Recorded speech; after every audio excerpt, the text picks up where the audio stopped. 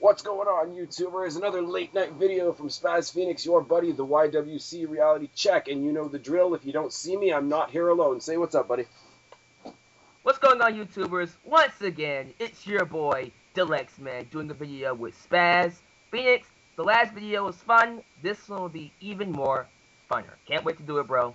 There you go. And we started off with more funner. That's tremendous. That is reflective of the time of night that it is, I'm pretty sure. Now, what are we doing here today? Now, fandom. Alex, I think you'll agree, fandom comes from a lot of things, and there's some people that that you're a fan of, that you just cling to as a fan, whether or not people like them or not. And I'm pretty sure you being the Debray guy can feel where I'm coming from. Oh, yeah, I know where you're coming from, exactly. You're picking up what I'm down, brother, right? Yeah. Absolutely. So it was really only Alex that I could invite in to join me, be the other half of the conversation in this video about my boy, in my opinion, the most underrated superstar in the WWE right now. His parents named him Mikey. We know him as The Miz. And what I have done on a long bus ride earlier today, I've written down 18 points, which are 18 either matches or moments or feuds or just points in time that I'd like to talk about to counteract the people that would like to say that The Miz is contributing nothing, or he's nothing in the ring, and, he doesn't, let's line him up in the unemployment line and all the vindictive things that people say. And I'm pretty sure anybody, Alex, that knows you knows the drill with stuff like this, and you're the only guy I could ask to do this video with me. So thank you, brother. No problem, bro. No problem. All right. Now, as I said, 18 different points that I would like to discuss, and they go from the minuscule to the massive, from the ridiculous to the sublime, and the one that I'm saving for last is one that you and I have talked about before, and it's Miz's greatest moment, in my opinion, in a losing effort. So we'll save that for the end, but we'll start at the beginning. We'll start with something very, very small. Miz's altercations with Brodus Clay. Miz's altercations with Brodus Clay. Brodus Clay is, being the comical equivalent of Ryback in the sense that he is absolutely unstoppable. Once the music stops, the beatings start. And The Miz is the one that has put the biggest hurting on Brodus Clay. Obviously not on the pay-per-view stage, because no, that would make sense. But, the first person to really, really, really take Brodus Clay to task is The Miz. Now, he didn't get the victory, but I think the fact that his efforts against Brodus Clay stick out more than any other, jobber, mid-card, or low-carder that has gone against him so far, that's gotta count for something. Yeah, man. Let me just say it like this. If anybody's gonna legitimize Brodus Clay, it would probably be Miz, because, yes, he was a 5-month WWE champion. He used to hold the most prestigious prize in WWE. So whether people like to admit it or not, this is good for Brodus Clay. So in my opinion, this is probably the best thing to happen to Brodus Clay. And it's believable, too. Miz is the type of guy that can believably beat down a guy like Brodus Clay, and for him to lose to Brodus Clay, it's legitimizing that guy even more. So yeah, there you go, man. Well, and the thing is, he's a heel, so you've got a lot more mentality and a lot more morality to play with, and just the fact that he can be devious, and it's okay because he's a heel. But if you think about the other people that Brodus Clay has gone against, he's gone a couple rounds with a guy like Dolph Ziggler, who a lot of the wrestling minds out there in the YWC, IWC, etc. are super high on. They put him in there with Ziggler because Ziggler can sell him and make Brodus Clay look like a champ. But Miz, as far as offense goes, has gotten a hell of a lot more offense on Brodus Clay. And I mean, when you're talking a guy that's undefeated, having the best match with him so far is as good as getting the first victory, seeing as how nobody has done that yet. That's true. That is true. I agree. Not really much else to say about that, just as far as the Brodus Clay story goes. Miz is top of the heap until somebody actually beats him. Miz versus Santino. Now, Alex, you know my opinion of Santino. You sound like you're in pain already, and we haven't even started the topic. It's just the idea. You said Miz versus Santino. My stomach started to hurt as soon as you said that. I was like, oh no, here we go. Hey, we're talking about Santino, the guy that had a great, great match with Ricardo Rodriguez a couple hours ago. Yeah, that entertainment bout was quite entertaining. And like I say, let me preface this with something before I go on. I do not at all in any way, shape, or form mean any disrespect to Ricardo Rodriguez. I know he's also a wrestling talent. I know he's done stuff, I believe, in FCW independent programs, stuff like that. I haven't seen it, so I can't judge. As far as WWE, and I'm speaking strictly from a WWE fan, WWE Universe point of view, Santino, the United States champion, had a match with a referee, or not with a referee, sorry, with an announcer, and that's I just look at it like this. It's like how WWE is using Santino as this joke character, and yes, it's a joke comedy character. And to see where the Miz used to be and where he is right now, you go from main eventing at WrestleMania to having a feud with a comedy character. Oh Here's my the thing. god! You can draw an even better comparison. Look at the comedy behind Santino when he held the U.S. title, and look at the Miz when some people were still high on him when he was the U.S. champion. Mm-hmm. I mean, you may not be exactly high on the Miz, you might not be a fan of him, but oh my god, it doesn't mean fuck all. But he was a better U.S. champion than Santino. Oh yeah, yes, please. Oh yes, he made that U.S. champion. And here's where I get into all kinds of separate issues with WWE. But my first topic, as far as the Santino thing goes, is the pre-show for, I believe it was Extreme Rules. Somebody will correct me in the box down below, I'm sure if I'm mistaken. Did you see that match?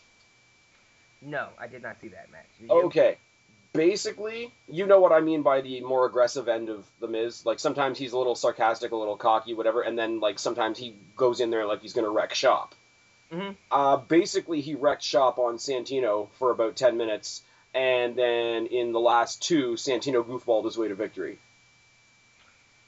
Very, very many slaps in the face as far as me, as anybody that's a Miz fan. And yes, this is all opinion. It's all, subjective and all that sort of thing. But A, you've bumped the Miz from the card to the internet pre-show. 2, you've put him with Santino. 3, you let him show how good he was. 4, you proved that it didn't matter. That's really, really ridiculous. And then, I believe it was the Monday after Extreme Rules, I'm pretty sure, during the Beat the Clock match, he destroyed Santino again in record time to set the time to beat in Beat the Clock at the beginning of the night, and they didn't make it for the U.S. title, and he got robbed that way. But still, another amazing match, and I'm sorry, my opinion at this point, if you can carry Santino to a match that I call watchable, you've done something. Oh, yes, definitely. That does make a good point when you think about it. Even Daniel Bryan, holy shit. I believe him and...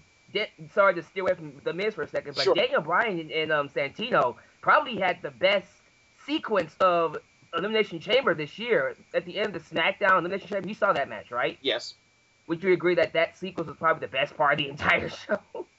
No, I am going to address that. Yeah. As it relates to something else. So if I'm going to save that for then, if you don't mind. Yeah, sure, that's fine. That's cool. The next, and I'm going to go back a little ways now, the tag team of Miz and Morrison. Yes, this was actually really good. But go ahead and carry this one, man. Here's my initial thought going into this. Been very, very vocal in the past. I'm not a fan of thrown together tag teams. Like, hey, you're not doing anything, you're not doing anything, why don't you make a tag team for 5 minutes? Miz and Morrison was the dictionary definition gold standard exception to the rule. They threw themselves together and made it work, that their differences made them look like a team. I compare them in a lot of ways to the New Age Outlaws. The way they looked more like a team than they ever did individually, separately, that kind of thing. I liked Miz and Morrison better than Eminem, even though Eminem had Melina, so there's a big point right there. They were legit, and they made all the other either tag teams that were left or other thrown-together tag teams, reinforced the idea that, these tag teams are sort of ramshackle and thrown together. If you want to throw a tag team together and have them actually be successful, take a look at us. We'll show you how it's done. Yeah. Dude. And as much as Eminem was a big thing for a little while, had their feuds with the Hardy Boys that I absolutely loved. Miz and Morrison in the long run sticks out in my head more as a great, great tag team. I mean, think about it this way. They were multiple-time tag team champions. Double, I think they got 2 Slammys, right? Yeah, they got 2 Slammy awards for Tag Team of the Year and Internet Show of the Year, right? Because they did the dirt because sheet. they did the highlight reel, or well, not the highlight reel. Sorry, the dirt sheet. Yeah, the Jericho reference there. Moving on. We don't edit out the botches. We're just going balls to the wall. Let's just go with it, guys. This is like they did. And the thing is, though, it wasn't thrown together for a little while and ripped apart right away. Eventually, it did rip apart right away. And you know that the team has done well, that when it does break up, it's a big moment. And we remember the big moment at the draft when they got separated onto separate shows, when Miz attacked Morrison. It was a big thing at the time. It was like, oh my God, how could they do that? I mean, it wasn't, Shawn Michaels throwing Jannetty through the barbershop window, but it was pretty close for this day and age. Like, it had an impact. It sure did. And I think that was part of the reason why I remember that draft in the first place. I always associate that draft with But to give you another example of what I mean, though, like, Crime Time broke up, and they tried to make it a big deal, and it wasn't. And that's a team that actually came in as a team. Now, this team that was thrown together, that breaks the rules of all thrown together tag teams, for their breakup to mean more than a team that actually came in as a team, speaks volumes for what they did as a team while they were here. Oh yeah, that's a good point, dude. I can't really say much about that. You said it all. Anything else you want to say about the Miz Morrison tag team? Highlights, lowlights, whatever. It was a great tag team for what it was, man. I really enjoyed them. Pure entertainment. And yes, it was definitely a highlight in Miz's career, so I can't really say much other than that. And the thing is, at the time too, and this is not to rub salt in any wounds, because one guy we both have a lot of respect for in the YWC is your buddy John, and I know he's a big John Morrison fan. But looking at the team of Miz and Morrison when they were at their tag team prime, if somebody had asked you, hey, which one of these do you think is going to be a world champion, would you have guessed the Miz? Hell no, I said John Morrison. Yeah, everybody said that, Morrison had that HBK value to him, which I don't disagree with, by the way. I don't disagree with at all. So the fact that, everybody kind of looked at Miz as the Jannetty, and he's come as far as he has, he broke other people's pre-ideas of what he can and could and should be. So that in itself is a boundary to break. Oh, yeah, he made a lot of people eat crow, trust me. Yeah, he did. All right. Keeping with the tag team theme for a little while, Miz and the Big Show. This one wasn't as good as their last one, but they did go into WrestleMania as tag team champions. So yeah, and came out. Yes, they sure did. That's right. The reason I like this one is this one definitely did feel like a thrown together tag team. This tag team was all about the Miz, because this is when he got into his probably one of his most slimiest times, because he's like, if you can imagine, like, the stereotypes from a sitcom, can you imagine this little tiny nerdy guy in high school who's best buddies with the captain of the football team? Go around, piss off everybody, and then hide behind your buddy at the end of the day when you need to walk home safely? Yeah, that was what Jericho was. What the Big Show and Miz was here. Big Show, throw him on any team, make him a tag team partner. Hell, Big Show and Hornswoggle could be the tag team champions if they really wanted to. But it was... Don't push your luck on that one, but I know what you're saying, though. Yeah. Well, no, I'm just saying, like, Big Show could run in there and own house by himself. So, certain points of view, his tag team partner could be the broomstick. Oh, okay. Goes in there, double clothesline. It wasn't a jab at Hornswoggle. I'd need to get down on my knees for that. Anyways, moving on. Onward and upward. It was really, really great because Miz is not somebody that I would compare to Big Show, but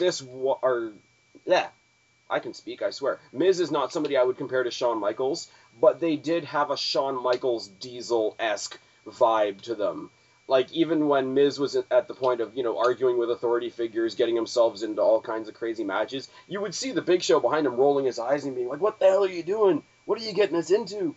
And it was comical, but at the same time, it was like, here's this guy that's half Big Show's size, and he's calling the shots. Yeah, until Big Show one night had enough and knocked his ass out. I remember that night pretty well. That was actually kind of funny. Well, that is the obvious payoff. And, I mean, we're going to get to something else very similar to that in just a second. But, I mean, this was a team. It wasn't as great a team as Miz Morrison, obviously, but this is the tag team partner that got Miz onto WrestleMania, onto the big stage for the first time. So you have to give it at least that much. And they left victorious. They left still with the belts. So, you know, kayfabe-wise, he must have been doing something right. There you go. That's not much you can say about it. All right. Here's where it's going to touch a nerve with you, man. Kayfabe-wise, and this is only storyline-wise, so don't cut my head off. This is the guy that trained Daniel Bryan. Yep. He was his pro on NXT 2010. Can't argue with that. When he was both the U.S. champion and tag team champion. Yes. You have that on your list, right? Yeah, we're gonna talk about that too, because I think that has a lot of different points of view to look at. But I mean, you look at Daniel Bryan the way he is now.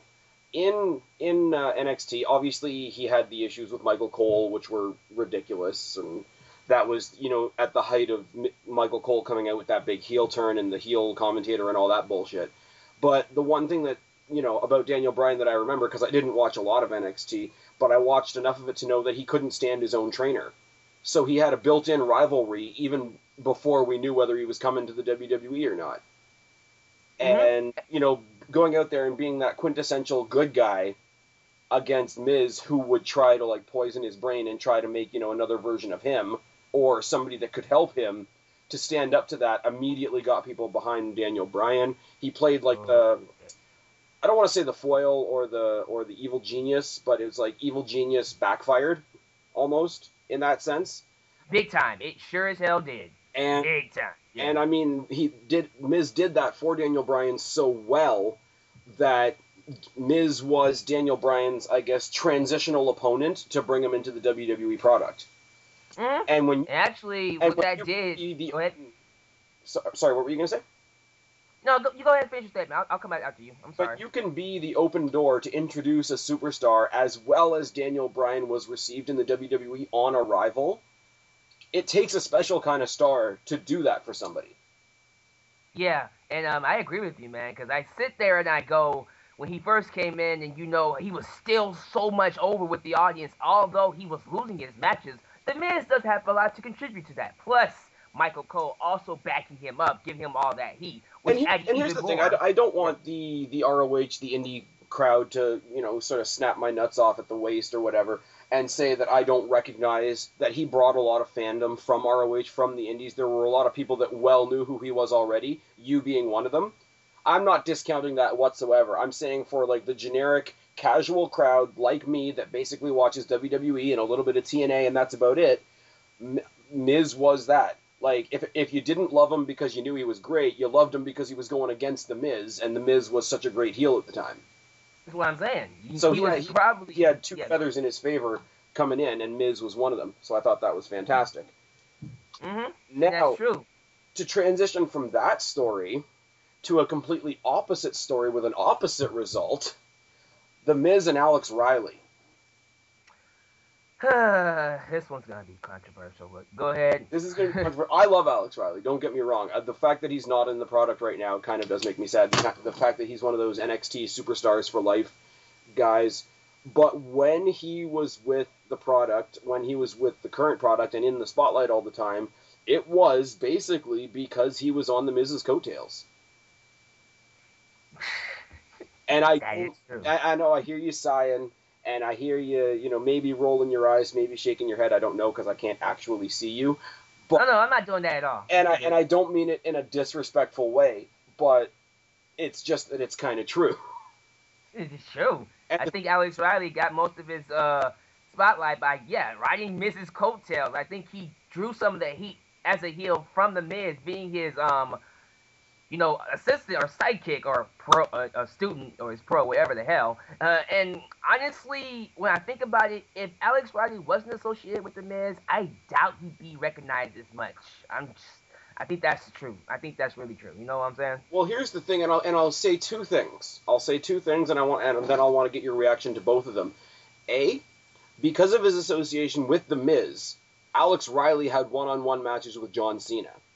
And two, the biggest pop Alex Riley has gotten in his WWE career was when he finally got the payoff and turned on The Miz.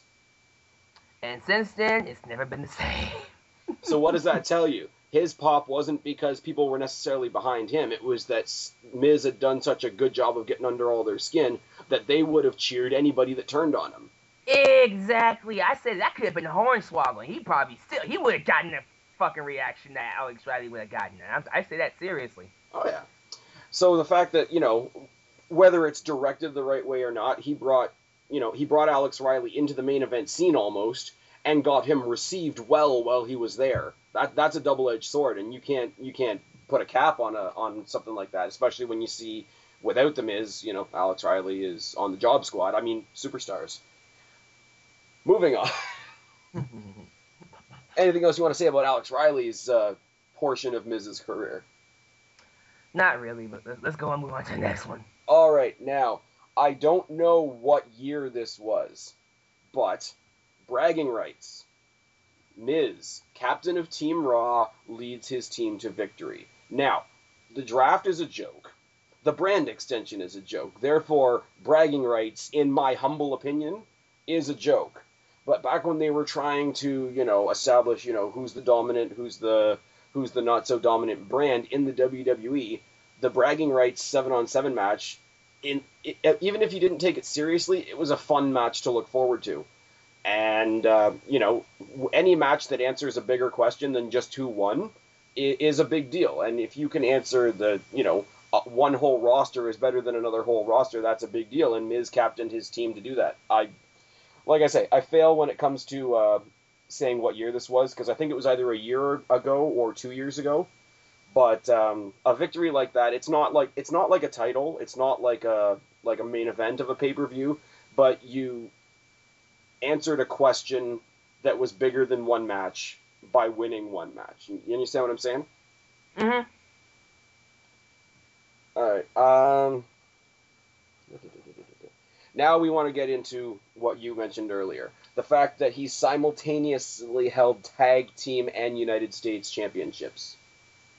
That is a big, big statement to make. And some of y'all may go, well, it's just a piece of strap. I know how everybody says the tag team championships and United States championship doesn't mean all that much. Around this time, I felt like Miz as a U.S. champion was doing good for that championship. And the tag team championships, he was with the Big Show, was just coming off. Didn't they beat DX for that tag team championship? They beat DX, and I mean, Big Show is, whether he's a face or a heel, he's always going to be considered a main eventer, even if he's not in a main event program. Right. And he's a big attraction, so he's always going to draw eyes. So I think the tag team championships at that particular point were at a high point where they did matter. And, I mean, you want to talk about U.S. championship reigns, everybody's going to say in recent history, Ziggler's had the best one, and I do agree with that. But if Ziggler's got the best one, I'd say Miz's run at this particular point would be like maybe 1A.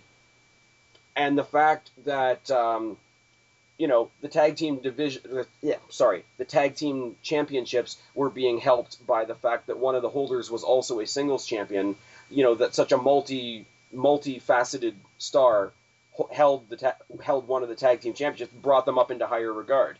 And the same thing with the U.S. champion, because you got the U.S. championship. It's like, okay, in a singles capacity, this guy does this, but he's also a multifaceted star because he's also a tag team champion. So it rose the stock of both championships simultaneously. And dude, look at it this way, man. I think the people, and you shouldn't even say the word think, but the people, in my opinion, who hold two titles, that's almost a good, clear indication that, yeah, WWE has their eyes on this guy. He have a lot of trust in this guy, and sooner or later, this guy's going to be something big for the company. And look at that down the road. It proves you have a trust in the guy in more than one way. Because if you think about it, we talked about the Big Show and Miz just a moment ago, but Miz carried both of those titles into Mania and walked out of Mania with both of those titles as well. And, not everything is visual, but I will say this for myself personally. This is when the Unified Tag Team Championships were still symbolized by the team holding both belts. So the image of, Miz coming out with a belt in each arm and one around his waist was quite impressive.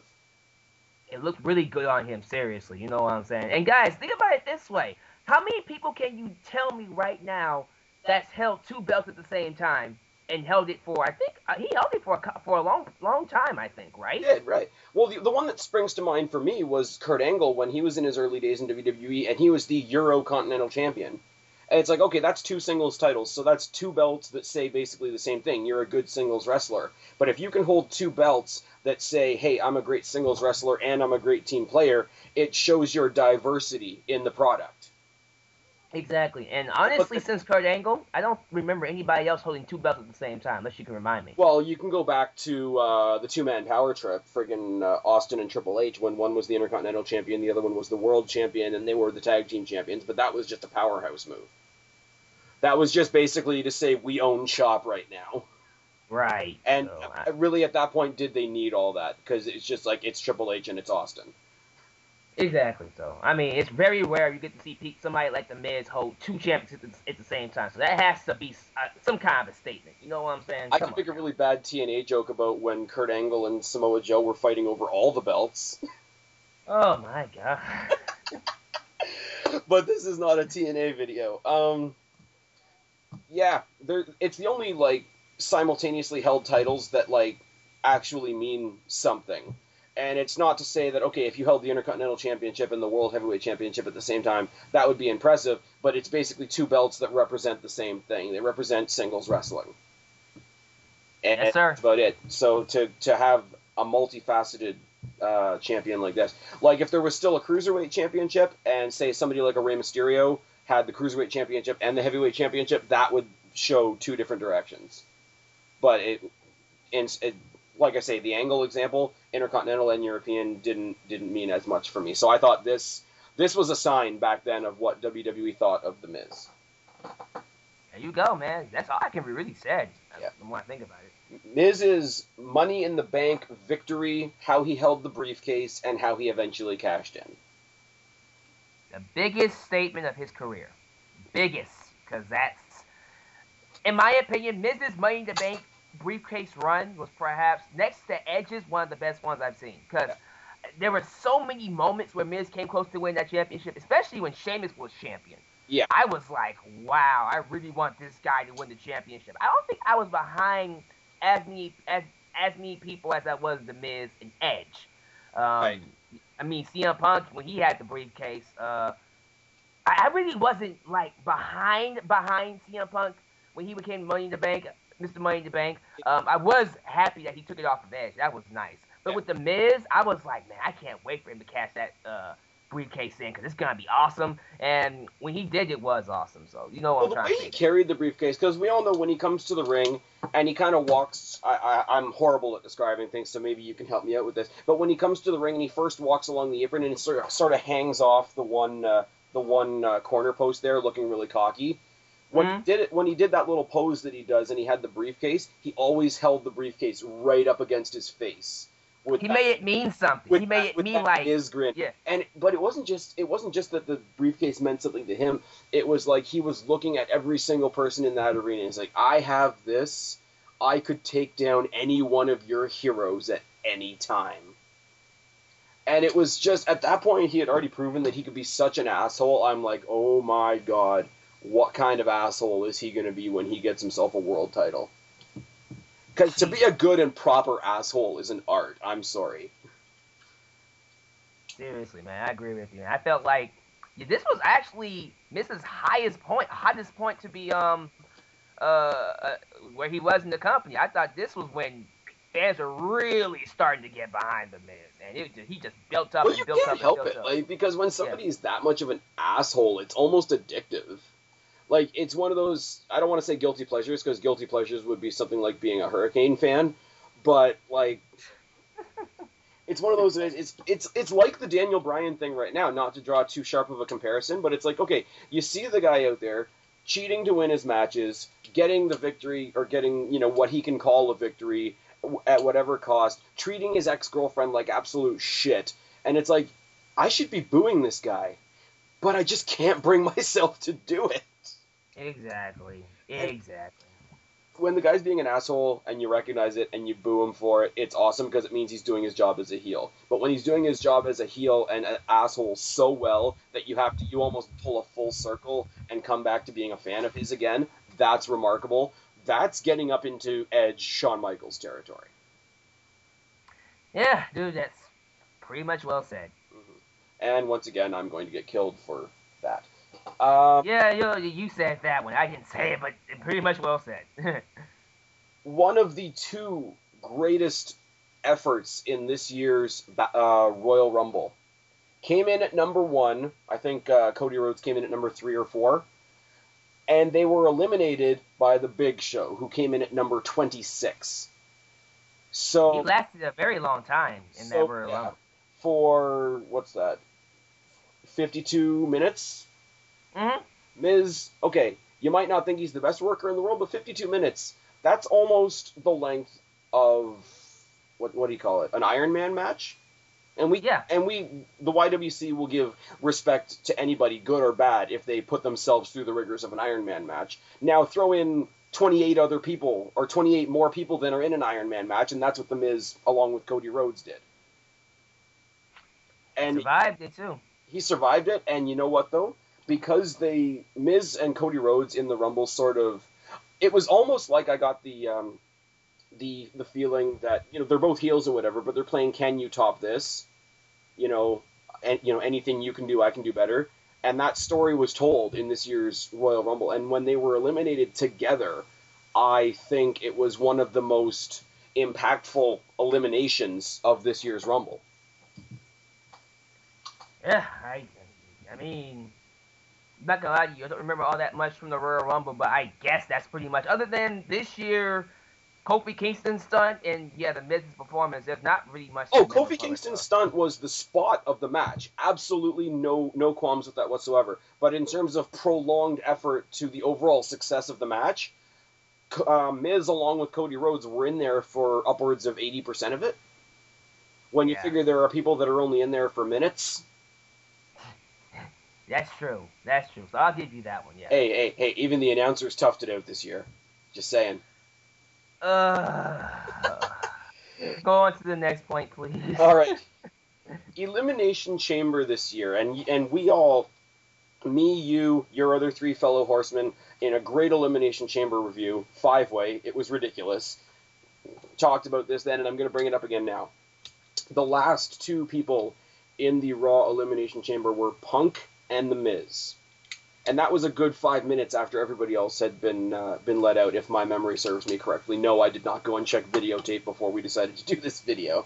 No. I think the last sequence of that was a really good back and forth between Miz. And that's what I like. That's aggressive Miz. When Miz had Punk by the face, he had him up into the turnbuckle and he had him by the face, and he said, I don't remember what he said, but it was something like, "This is mine. You're not good enough for this. I'm better than you." Da-da-da-da-da. And what I said to you guys at the time, and I don't remember who agreed with me or not, if we didn't go into that match knowing that either Jericho or Punk were going to win, I would have believed if Miz had won this. That's kind of taking a step too far for me, but could I believe when he would have won it? Probably, but me personally, I kind of knew CM Punk. It was either going to be CM Punk or Chris Jericho because of the storyline, but Miz did have a really good performance in this match. I'll give that. That's the thing, and I mean, the fact that, the nature of the YWC, we analyze things, we try to see things, 3-4 months in advance. So yes, we knew that the Punk-Jericho storyline was going to proceed, one of them was going to win. But if you were totally ignorant to all of that, and totally went into it with open eyes, and looked at just that last segment, I could have believed The Miz winning based on his efforts in that match that night. Okay, that's fair. I'll take that. That's good. Because that was one of the more aggressive pops we've seen from The Miz in a while that he's had the opportunity to give us. Speaking of aggressive pops, please tell me you have his Money in the Bank performance on there. Right. 2011. That's the last one I'm going to talk about. Thank you very much. That's the last. Because you and I have had that conversation before. I saved it for last. Okay, we'll get to that one. That one's special. Keep going. Power to the People Battle Royal. Right, that one. Okay. He stuck it out. There were a lot of people saying that, Miz and Christian, I'm a fan of a lot of other guys that were in that match. I'm a fan of the Usos. I'm a fan of Tyson Kidd. We all know your fellow horseman there, John, is a big O tongue troll. And he made it to the end too, almost. But people are saying, or people are sort of labeling it, it was pretty obvious that it was going to come down to The Miz and Christian. They were the only real names in the Battle Royal. Not that I believe that, But at the same time, you look at it and it's like, okay, there is some brief validity to that. And you get the feeling that if Christian hadn't just come back and this was his way of coming back, Miz could have won this. Because let me just say it this way. I agree with you on that one, but I also want to say this really quickly. You know, this match was obviously made to establish Christian as a absolutely, and that's what I mean. And if it wasn't specifically geared for Christian, I think it would have been great. Mm-hmm. And going back to our conversation from earlier about Santino, my theory was the person who won it got to choose what title they went after. The last person eliminated should have gone after whatever title that person didn't go after, which would have then set up The Miz versus Santino. Right. My point I was getting ready to make was, I like how WWE chose The Miz to help facilitate Christian's babyface turn, because they knew, okay, there was no other person to help do that. So, again, you can use for your point that not only did The Miz stick it out in the Battle Royal, he was used to advance somebody else, which is always a good thing in the long run, too. You know what I'm saying? I do. And the thing is, I think their last segment there, when they were down to the last two, was played out quite well. The way they played on the apron so much, the way they played around the corner so much, and the dynamic of that, and just, you know, how everything has to be just so, rather than if they were in the ring, there's a lot more margin for error. If somebody screws up, they can do whatever. Once you're out, you know, talking about wrapping yourself around the apron post or on the apron or whatever, there's a lot less room for error. And the fact that they chose The Miz for that proves that they know he could do it. And he could be the one. It's not like a Daniel Bryan thing where he's just being welcomed in, but Miz was the one to open the door and invite Christian back. And I think it was done fantastically. That entire last segment was done fantastically. And I compare it, not on the same level, obviously, but the last, 5 minutes or so of the Royal Rumble this year between Jericho and Sheamus, which could have stood alone as a match on its own, I now want to see Christian versus The Miz, because I think that match as a match could stand alone. Hell fucking yeah. That's the beauty with Christian as a babyface champion. I think he can work with anybody and still have a good program with them. I'm excited about the program he's doing with Cody Rhodes right now. And if he does a program with Miz in the future, yes, I will be behind. And it's definitely possible, because the rumor is that Cody Rhodes is taking a break. So if, because Intercontinental Champion is the one of the ones that Miz hasn't held yet. So if Cody Rhodes goes into, say, No Way Out, solidifies Christian as the new Intercontinental Champion, gives him that sort of pat on the back, that rub, whatever you want to call it, and he goes and takes his break for a while, what's to say, with the brand extension being the joke that it is, that Miz doesn't go over to SmackDown for a little while and go and grab the Intercontinental Championship eventually off of Christian? There you go, man. I had no problem with that whatsoever. See, here's the thing. I personally, on a personal level, I believe Miz belongs in the main event. That's just me. If you want to give him something as prestigious as the Intercontinental Championship, especially in the state that it's in now, wouldn't hurt my feelings in the slightest. Miz is that type of wrestler that can go from main event to upper card to mid cards and come right back up to the main event, kind of like Dolph Ziggler does, and kind of in a sense like Chris Jericho does. So that's why I compare him to guys like Edge and guys like Jericho, because they can go down to the mid card, be helpful there, be legitimate competition down there, and then when they take their steps up, they didn't look a step out of place. Look at what Randy Orton's doing there right now. Randy Orton's the prime example of that. Mm-hmm. There you go. I mean, what else can we say? Yeah. Well, I mean, we could fantasy book from now until the cows come home, but we don't get to make those types of decisions. Oh God. Well, we don't. I'm just saying, like, I can sit here and say what I would like to see. Doesn't mean WWE is going to do it. Oh yeah, tell me about it. That's why I was like, shit. All right. Talk about big team victories. Even bigger than the Team Raw victory was the Team Johnny victory. At WrestleMania. On so many levels. And let me lay it out for you like this. Nobody expects The Miz to win anymore because he's been booked horribly. And he won. Secondly, he won at WrestleMania. Thirdly, he beat his one pin beat an entire team of super over babyfaces. By the way, speaking of WrestleMania, please tell me you have your point about Miz being undefeated on this list, too. I'm getting to it. All right, but getting back to this point right here. It's number 4, the person he actually pinned was, the WWE's internet darling, Zack Ryder. Number 5, it progressed the Eve Torres heel turn into the position that she has now. Number 6, it got rid of Teddy Long. Number 7, it gave John Laurinaitis more power. So you could make a case that Miz had one of the more overall impactful victories at WrestleMania this year. I agree. I really agree. He was the man that set forth the beginning of people power. Yes, he was the one that set into motion the beautiful, glorious rivalry between John Cena and John Laryngitis, Mr. Excitement. Because people power, and that's what I'm supposed to say. Oh, God. Hey, I haven't done any Cena trolling in this video yet. No, sir. I'm sorry. When John Cena had his little out-of-body experience and thought he was... Loser. Jim Carrey Anderson. I can't do it with a straight face. I'm sorry. He couldn't do it with a straight face, so don't be too hard on yourself. Oh, Miz, God. and this is what I've said before, every time Cena has a rivalry, there's a third party that gets buried. And the third party that got buried in the Rock-Cena rivalry was The Miz. Miz and his partner at the time, R-Truth, were the reason Cena had to have, Rock come in and be his tag team partner. And then Cena beat him up by himself 2 weeks later. Cena beat him up by himself. Cena buried him, whatever. Let's see. Sort of a great moment and a fucked up moment at the same time. WrestleMania a year ago.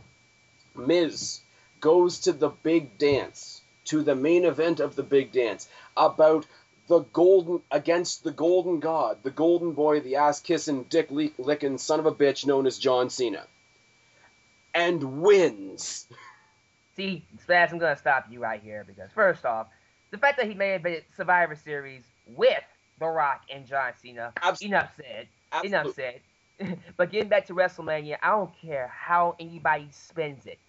He beat the Golden Boy, WWE's top guy, at WrestleMania in the main event. Mr. Rise Above Divorce.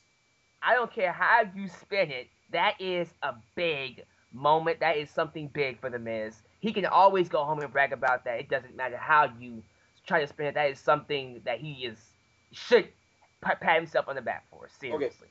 Okay. To sum it up a little bit more poetically, yeah. I'm going to quote Ric Flair.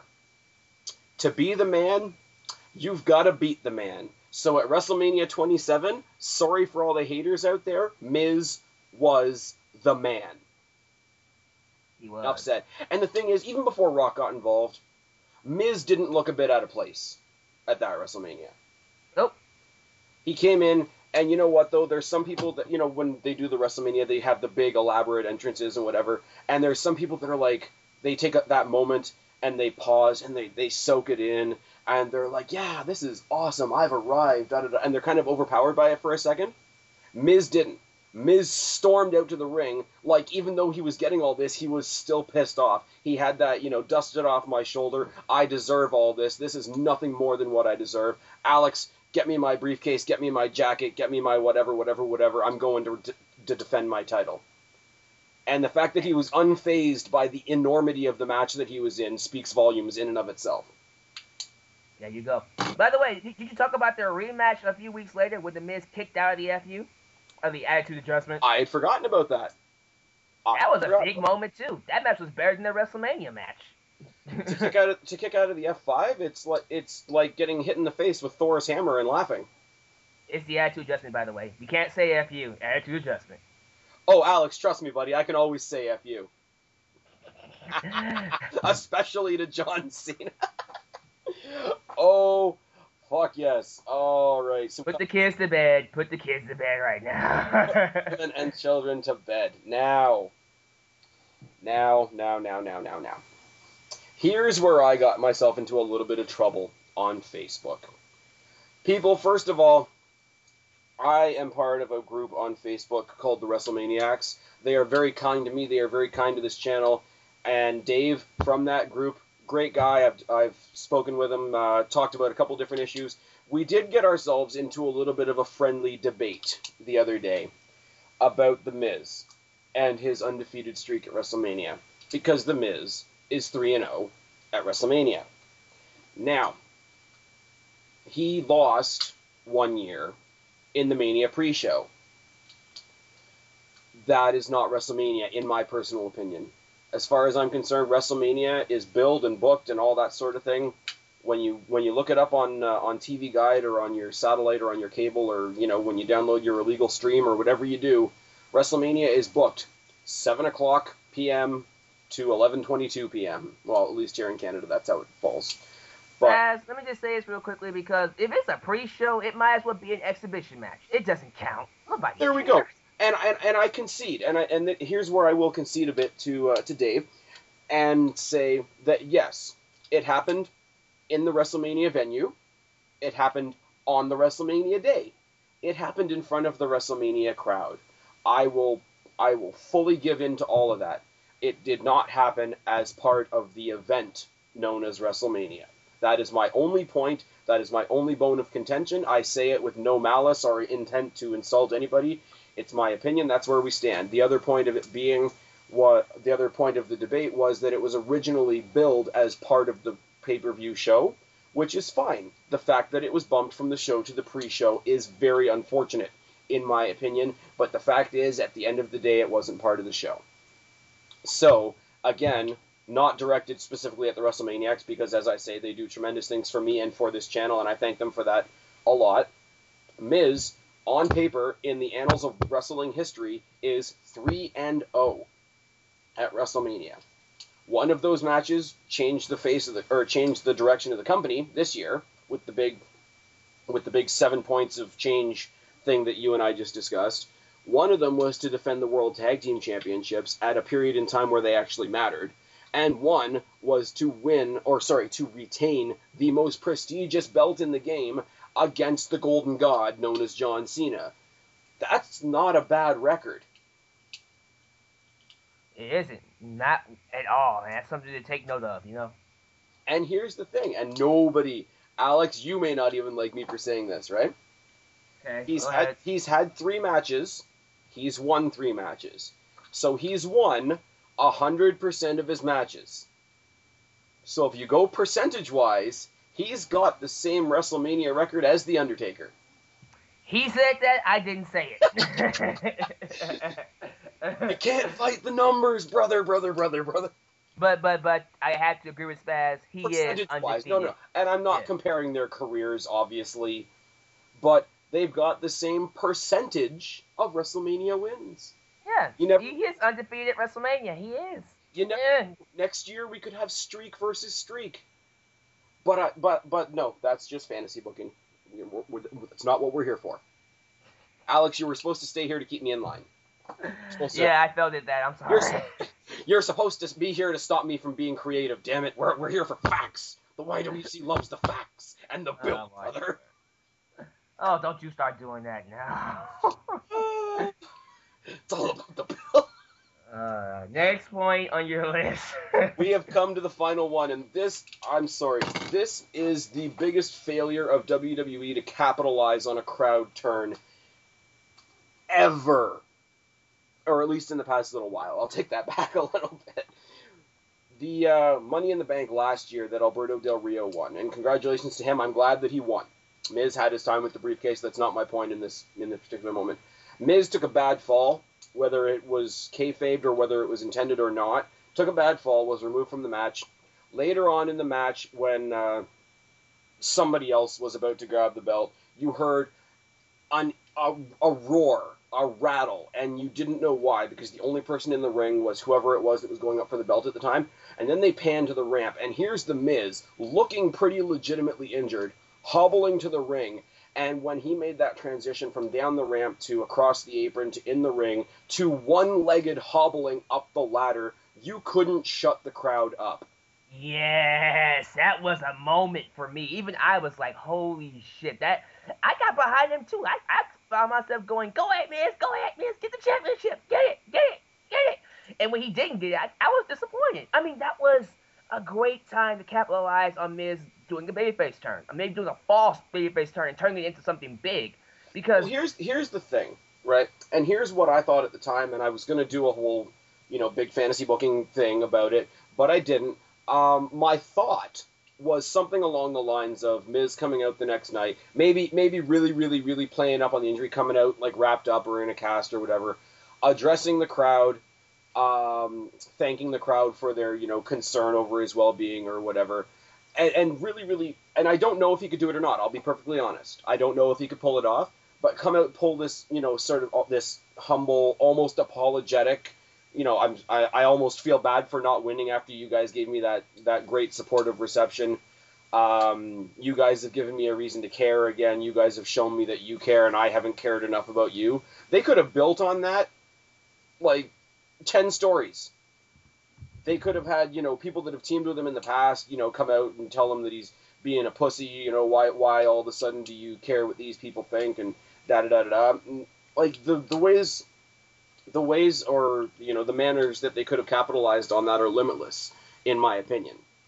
And, dude, you talk about so many stories. The one story I want to tie into that is his legit story, because he talks about how he got to WWE and everybody was like, oh, he's not going to be nothing. He's not going to make it to the top. He ain't going to be anything like that. He could have tied in that, story with, this, what you just talked about. He could have gone out there and said, no, I wanted to prove everybody wrong for once. I'm tired of people telling me I couldn't do it. I wanted to prove to the world that I could be whatever I want. Even if he came out and said something as simple as, hey, when I came to the WWE, they didn't accept me because they thought I was an outsider, but I shouldn't have taken that out on you guys. You guys were never the ones that gave that to me.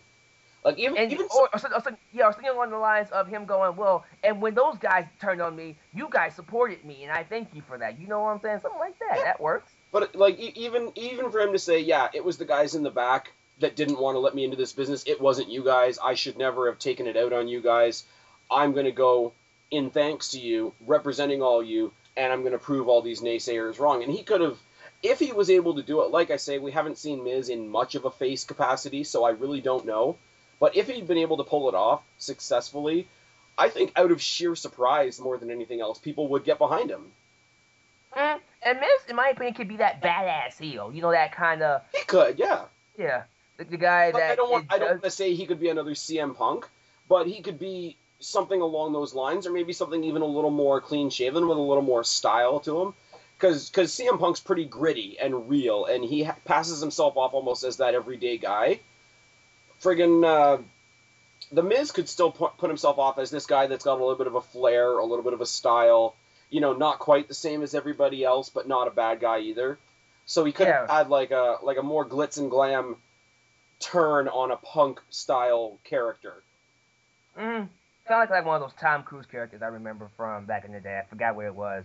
We'll touch more on that later, but we're going to Tom Cruise now. Katie Holmes on this right here. Anyways, moving on, onward and upward. We've plowed through my 18 points in successfully less than an hour. What anything that I've left out, anything you feel that needs to be in here that isn't? No, dude, you pretty much covered it all. Other than the Miz versus John Cena match after the WrestleMania victory, I felt like you pretty much hit the nail on the head. If anything else, this video was to establish one thing, guys. Although the Miz isn't in the best of places in WWE right now, it's really hard to argue that he is not an integral part of the WWE roster. I think he brings a lot to the roster. I think he can do so much for the company. Even as a spokesman, I mean, he's a Hollywood name. He's not like a Rock or he's not a stranger to the talk show scene. Like when you see him, when you see him out there doing talk shows, like doing like a Jimmy Kimmel or a David Letterman or something like that, he looks like he belongs there. He looks comfortable in his own skin. He's fun. He's a fun person. Somebody sent me an interview a little while ago, and it was an old video, but it was Jimmy Kimmel and it was The Undertaker, and it was like, yeah, but you could tell he was trying to be there and be the wrestler and try to, like, be tough and whatever. No, he's out there. He's, Miz goes out there, with whoever and just has a good time and puts such a positive spin on the company when he's being interviewed about it. And he's this nice, likable, cocky guy. And the fact that they don't capitalize on that more is mind-boggling, if I'm perfectly honest. Yeah, WWE wants him to be the typical cookie-cutter heel that he was. Like, I'm sorry, I know a lot of people are up John Cena's ass, especially because he's been improving a little bit since WrestleMania, but some of the public relations shit that Cena gets saddled with, And we know he gets more than his fair share, and I'll give him the credit for that. Give some of that to The Miz. Give some. I mean, we're not talking about Punk tonight, but give some of that to like Punk and The Miz. Take some of it off John Cena's shoulders, and what John Cena has left, he'd be less stressed while doing. There you go. You got that makes guys a lot of talk. sense. You got guys that are comfortable with a camera in their face. And I mean, yeah, wrestlers have cameras in their faces every night. I get that, but it's different when you're on a stage being interviewed about what you do, and where every answer, every question, every whatever is going directly into a camera box. Oh, speaking of Hollywood, dude, you forgot one major point. Your girlfriend. Yes. Go do Maurice. it. I know where you're going. Maurice. How could you forget about Maurice, dude? Come on, what's wrong with you? Oh, that's not where I thought you were going. Okay, he's banging Maurice. Oh. Yes, go him. What the hell's wrong with you? Come on now, Maurice. That chick is hot. Damn, man, that should have been on the list. No. I'd still prefer somebody like an AJ Lee, but I mean, Maurice is one of those girls that I wouldn't exactly kick out of bed for eating crackers. What was your point that you wanted to add? When you started talking about Hollywood, I thought you were going to bring up the one point that I didn't put on this list. What's that? What do John Cena, Ted DiBiase Jr., and The Miz have in common? The Hollywood look, personality. The Marine. There we go. Yeah, Marine. This is the Marine. And although I do not at all like the reason why he's the Marine and what happened to Randy Orton, I think it was bullshit, to be perfectly honest with you. The fact that he's, now branching off and doing something else, even though it is within WWE films, I don't like John Cena, but I will give him the credit for going out and trying something new. I want to be able to pass on that same credit to The Miz and see what he does. Seriously, man. I want to see how well he works as, like, a lead role in the movie. He might surprise us. I think he might do a good job. Well, I mean, he's got the TV experience, right? Mm-hmm. He's got the TV experience, so you got to figure, even if it's only a little bit, he's got a leg up on John Cena. Because he's got that, produced product, I don't know what you say. Like, television is a produced product and it's released later on type of show experience, and it's great. But, if WWE is willing to give him the venue to try and expand and show that he can do more than just wrestle, they must see some value in him in the company, or they wouldn't be helping him expand, is my point. Yeah, man, seriously. I think Miz is a great asset. They can do so much with him instead of what they're doing with him right now. He can be not just an in-ring performer or just a wrestler, period. He can be somebody that can promote their show. They just need to use him that way. And if they used, and I don't know if you want to be as bold as to join me on this comment or not, I'll let you decide afterwards. If he was used properly, Miz could be one of the faces of the company. I can believe it. Would you buy The Miz on the cover of your WWE program? I can believe it. Would you buy Miz awesome novelty pens? I can believe it. Do you want The Miz's slushy cup? He brings such a Hollywood feel to WWE, and that's what they need right now. Hey. Where are my Mike the Miz Mizanin ice cream bars? Not that far. Don't push yourself. No. That's CM Punk. That's CM Punk material, son. Be careful with that. Okay, how about Awesome Flakes? Okay. I am a marketing genius. That sounds awesome. I'll take it. Yeah. All right, you know what? This has gone on for an hour now. I think it's about time that we stopped. Anybody that's still listening at this point gets 5 points in a cookie. This has been a great video. Alex, I thank you for joining me on this, man. Like I said, I don't think I could have done this video this way with anybody else. Yeah, thank you, man. It was fun. Thank you for having me. Tell them where they find you, buddy. You can find me on my Dalyxman channel. Hopefully it's going to be down in the description box. Are you going to put it there? Of course. Yeah, check down the description box, guys. And with that said, also, do you mind if I plug the Horsemen? Go check out the Four Horsemen, my group. We do wrestling commentary. And if you have not, please subscribe to SpazPhoenix himself. He is a good line. Wait. What about your second channel for tributes and mashups? I guess. You want me to plug the whole nine? Go search my Facebook. I have a Facebook. Go search my Twitter and my second channel for tributes and mashups. There you go. You have it. And hashtag do what you do. Your thoughts down below. Make a video response. Do what you Make a do. video response. Do what you do. He wants to go the whole 9, guys. This is just, And then, but you know what though? Now you gotta lay out for a second, because then I gotta do my whole 9. Guys, I hope you love this video. Seriously, go check out Dalyxman, the rest of the Horsemen as well. They are awesome. As far as I go, you guys know the drill. Subscribe up there, talk down there, start a conversation. Let us know what you think of the Miz, positive, negative, or otherwise. Keep this conversation going for us. Don't be a stranger. We'll talk to all you guys later. But for right now, me and my buddy D-Man here are tagging out. Bye, guys.